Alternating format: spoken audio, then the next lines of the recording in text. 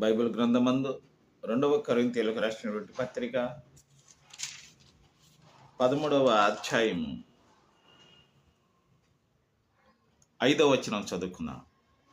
మీరు విశ్వాసము గలవారై ఉన్నారో లేదో మిమ్మల్ని మీరు శోధించుకొని చూచుకొనుడి, మిమ్మల్ని మీరు పరీక్షించుకొనుడి. మీరు భ్రష్టులు కాని ఎడల యేసుక్రీస్తు మీలోనున్నాడని మిమ్మల్ని గురించి మీరే ఎరగరా అని వ్రాయబడి ఉంది.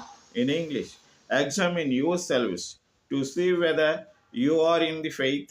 Test yourselves, or do you not realize this about yourselves, that Jesus Christ is in you, unless indeed you fail to meet the test అని వ్రాయబడి ఉంది.